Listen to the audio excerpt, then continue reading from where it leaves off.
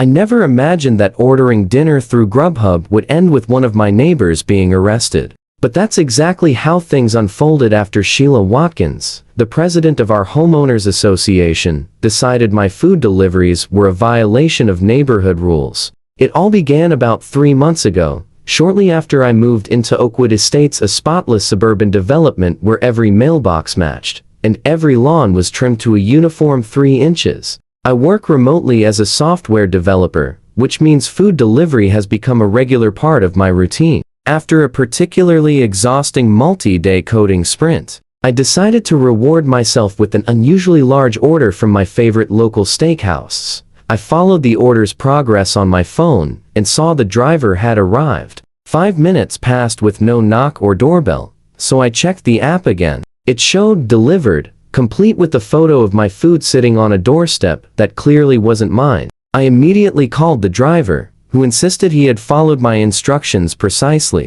He sounded genuinely confused as he explained that the woman who answered the door said she was expecting the order. She even gave him my name when he asked for confirmation. That was my first encounter with Sheila Watkins. She was in her early 60s, with flawlessly highlighted blonde hair cut into what could only be described as a weapon-grade bob. As HOA president, Sheila patrolled Oakwood Estates with the intensity of a security officer guarding a classified facility. Recognizing the distinctive teal front door from the delivery photo, I walked 3 houses down to confront her. When she opened the door, the unmistakable smell of my steak dinner drifted out behind her. "Excuse me," I said carefully, trying to stay polite. "I think the delivery driver accidentally dropped my food off here." Sheila's expression didn't change. In a syrup-sweet tone, she replied, "Oh, I'm afraid there's been a misunderstanding. The HOA has a strict policy against food deliveries after 6 p.m. on weekdays. It's clearly outlined in Section 12.3 of our community guidelines." She smiled thinly and added, "As the president of the homeowners association, it's my responsibility to enforce those rules. Consider this your friendly first warning." I stood there in disbelief. But that was my dinner. I paid for it. Could I please have my food? Her smile never faded as she began to close the door. "I've already disposed of it properly. You'll receive a written notice regarding the violation tomorrow. Welcome to Oakwood Estates." The door clicked shut before I could say another word. I was out $75 and still starving. I angrily ordered pizza from another delivery service and spent the rest of the night stewing. The next morning, just as she'd promised, a formal violation notice appeared in my mailbox, printed on official HOA letterhead. It referenced a rule that, after checking the bylaws I received at closing, I discovered didn't actually exist. I emailed the HOA board to report what had happened, but all I received were automated replies. Eventually, I decided to let it go. Losing $75 wasn't worth starting a neighborhood feud during my first month. Unfortunately, I had no idea that Sheila was only getting started. Over the following weeks, a disturbing pattern emerged. Every time I ordered food delivery, Sheila somehow intercepted it. She appeared to possess an uncanny awareness of delivery vehicles entering our cul-de-sac. Sometimes, she claimed, the drivers violated parking rules by leaving their engines running. Other times, she told them I had canceled the order but failed to notify the restaurant. On one occasion, she even pretended to be my wife, telling the driver I was unavailable and that she would accept the order on my behalf.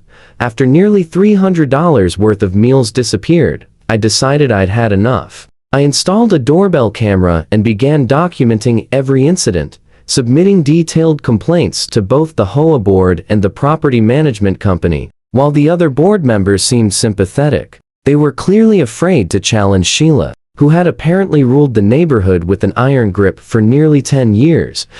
"You don't understand," one neighbor whispered to me after a tense community meeting. She had the Petersons' maple tree removed while they were on vacation, because she said it dropped too many leaves on the sidewalk. The year before that, she fined the Garcias every day until they painted over their daughter's chalk drawings on their own driveway. Nobody stands up to her. That's when I decided to change tactics. Instead of confronting Sheila directly, I would outmaneuver her. I placed an extravagant order from Lucal, the most expensive French restaurant in town. The total came to just over $520, an absurd amount for takeout, but worth it for what I had in mind. The order included premium bottles of wine, Wagyu, beef tartare, truffle-infused enteriers, and lavish desserts. I waited by the window as the delivery driver approached. Right on schedule, Sheila stepped out of her house and intercepted him before he reached my door. Through my doorbell camera, I heard her explaining that community regulations required her to accept all deliveries.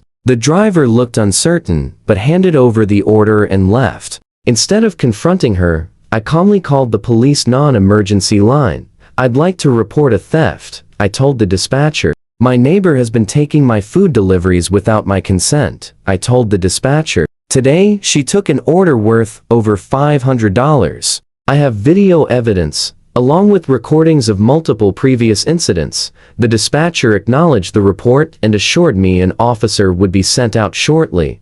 About 20 minutes later, 2 police cruisers rolled into our normally quiet cul-de-sac. Their lights were flashing, but the sirens remained silent. From my window, I watched as the officers walked up to Sheila's house and rang her doorbell. The look on her face when she opened the door was unforgettable confusion giving way almost instantly to indignation. She began gesturing wildly, no doubt explaining her self-appointed authority to confiscate deliveries that supposedly violated HOA rules that didn't actually exist. A few moments later, one of the officers approached my house, and I stepped outside to meet him. "Sir, your neighbor claims she was acting in her role as the Homeowners Association president by confiscating unauthorized deliveries," he said, his tone openly skeptical. I pulled up the HOA bylaws on my phone and showed him there was no such rule. Then I played the doorbell camera footage starting with that day's incident and continuing through several earlier ones. As the clips played, the officer's expression grew steadily more serious. "And what was the value of today's order?" he asked.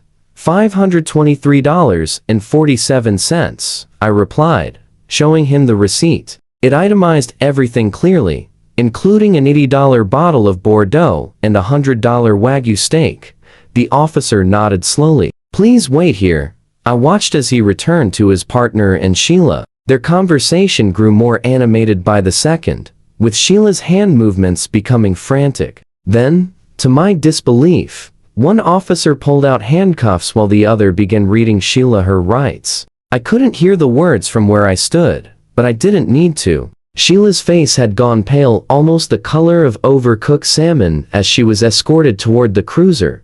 Later that evening, one of the officers returned to take my formal statement. "Your neighbor is being charged with grand larceny," he explained. "In this state, theft of property valued over $500 is a felony. She claimed she was disposing of the food for health and safety reasons. But we found your entire order intact in her refrigerator, and the wine sitting out on her counter." He couldn't quite suppress a smile as he added, "She also seemed genuinely surprised to learn that being HOA president doesn't give her legal authority to take other people's property." The reaction from the neighborhood was swift and overwhelming. An emergency HOA meeting was scheduled for the following evening, with Sheila's behavior listed as the sole agenda item. When I arrived, the community center was packed. Neighbors filled every chair, many of them eager to share their own experiences with Sheila's abuse of power. The remaining board members looked deeply uncomfortable as one resident after another described similar encounters. When it was my turn to speak, I didn't say a word.